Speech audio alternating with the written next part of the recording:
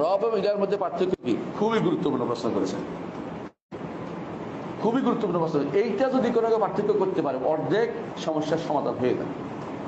বর্তমান সমাজে আকীদাতের সমস্যাটা, বেশিরভাগ সমস্যা হচ্ছে রব এবং ইলাহের মধ্যে পার্থক্য করতে না পারা। রব এবং ইলাহ নিঃসন্দেহে আল্লাহ একজনই, তিনি রব, তিনি ইলাহ, তার নাম ও গুণ আছে।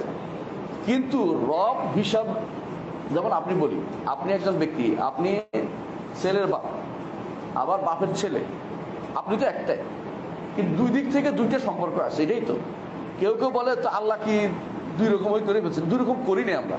আল্লাহর এরকম গুণ যে একদিক দিয়ে তিনি রব, একদিক দিয়ে তিনি ইলাহ। রব হচ্ছে তিনি সহজে বুঝে নেন, তিনি জীবন দেন, মৃত্যু দেন, তিনি ক্ষমা করেন, তিনি জান্নাত দেন, তিনি সৃষ্টি করেছেন, তিনি বৃষ্টি দেন, তিনি সন্তান দেন, তিনি কি দেন, এটা হচ্ছে রব। তার কর্মকাণ্ড হচ্ছে রবুবিয়ত। আপনার কাজ আল্লাহর দিকে যায়, এটা হচ্ছে ইলাহের পথ। অর্থাৎ আমি আল্লাহর ইবাদত করি, আল্লাহর জন্য সিজদা করি, আল্লাহর জন্য সুবহানাল্লাহ পড়ি, তাসবিহ পড়ি, আল্লাহকে ভয় পাই, আল্লাহকে আশা করি আল্লাহর কাছে। এই আমি আমার যেটা যাচ্ছে এটা উলুহিয়ত, ইবাদত। আর তার থেকে যেটা আসে আমার দিয়ে, এটা হচ্ছে রুবুবিয়ত। বুঝছেন কিনা? এই জন্য আমরা সঙ্গে বলি, উপর থেকে যা আসে রুবুবিয়ত, নিচ থেকে আল্লাহর দিকে যা যায় কি? উলুহিয়ত, ইলাহ। তো তিনি ইলাহ, ঠিক তার কাছেই যাবে, তার কাছ থেকে আসছে, আবার তার কাছে যাবে। কোরআন তার কাছ থেকে আসছে, তার বাণী, ঠিক না?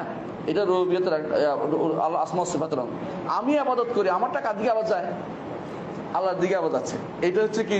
উলুহিয়ত।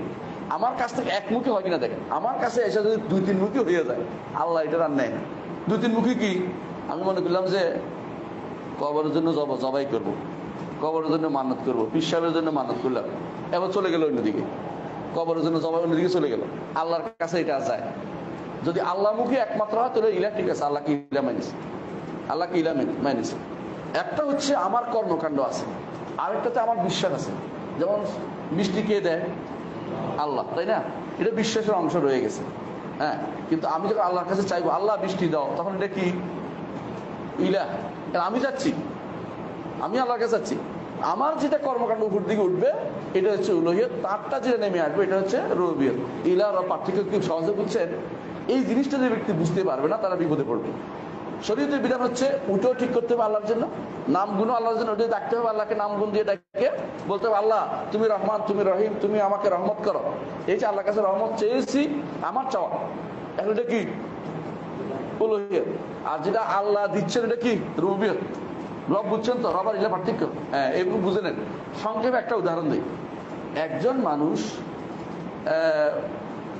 আল্লাহর বিধান মানে না, সে কি রুবুবিয়ত অস্বীকার করছে না উলুহিয়ত অস্বীকার করছে? দুইটাই হয়। কেমনে জানেন? দুইটাই হয় কিভাবে? একদম আল্লাহ কোনো বিধান দেয় নাই, তাহলে কি? রুবুবিয়ত অস্বীকার করা। আল্লাহর বিধান সে মানে না, অর্থাৎ আল্লাহ দিয়েছে কিন্তু আমি মানি না, এটা কি হচ্ছে? উলুহিয়ত অস্বীকার করা হচ্ছে। তাহলে একই জায়গায় দুইটা হতে পারে কখন, বুঝছেন কিনা? আল্লাহ থেকে যেটা আসছে অস্বীকার করলে রুবুবিয়ত অস্বীকার করা, আমার থেকে যেটা উপরে যাচ্ছে এটা অস্বীকার করলে এটা, অথবা বিভিন্নভাবে ভাগ করে দিলে, বিভিন্ন জনকে দিলে উলুহিয়তকে সমস্যাগ্রস্ত করা। দুইটাকে ইবাদত এবং রুবুবিয়ত উলুহিয়তকে বুঝতে হলে এভাবে বুঝবে, সবকিছুতেই। দুর্ভাগ্যবশত আমাদের মাদ্রাসাগুলোতে যে বই লিখছে, অথবা আমাদের যে সমস্ত লোকেরা বই লেখে, সব তাওহীদের পরিচয় দেয় কি? আল্লাহ ছাড়া কোনো স্রষ্টা নাই, তিনি সুন্দর সুন্দর ফুল ফুটিয়েছেন, পৃথিবীতে এই করেছেন সেই করেছেন। তিনি কিসের পরিচয় দিচ্ছেন? রুবুবিয়তের পরিচয় দিচ্ছেন। রুবুবিয়তের পরিচয় আরো মুশরিকরাই মানতো। মান খালাকাস সামাওয়াতি ওয়াল আরদা লা ইয়াকুলুনা আল্লাহ। যদি তাদেরকে জিজ্ঞাসা আসমান জমিন কে সৃষ্টি করেছে, তারা বলছে আল্লাহ। তো তারা কোথায় শিরক করতো? ইবাদত কিছু ওরা বলতো আল্লাহও পাবে, আমাদের লাত মানাত উজ্জা ওরাও কিছু পাবে, পীর ফকিররা না দিলে কেমনে হয়, কিছু মুনাজাত মুশা আমাদের জন্য সুপারিশ করবে না, এটা মনে করছে। এখন যেটা মনে করে অনেকেই, এই সমস্যাটা এখানেই, এইটা রাসূলের যুগে সমস্যা ছিল, এই সমস্যাটার জন্য রাসূল যুদ্ধ করেছেন, আর এই সমস্যাটা এখনো রয়ে গেছে। এরা মনে করে আল্লাহকে একজন মানলে বুঝি ঈমান হয়ে গেছে, না, ঈমান হয় না, এটা অর্ধেক হয়েছে, এটা রুবুবিয়ত হয়েছে। এই উলুহিয়তটা মানে আপনারটাও তার দিকে যেতে হবে, তাকে একজন মানলে যথেষ্ট নয়।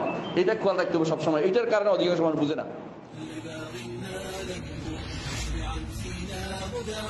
هل يضر الشمس شيئا أقزم تبت يداه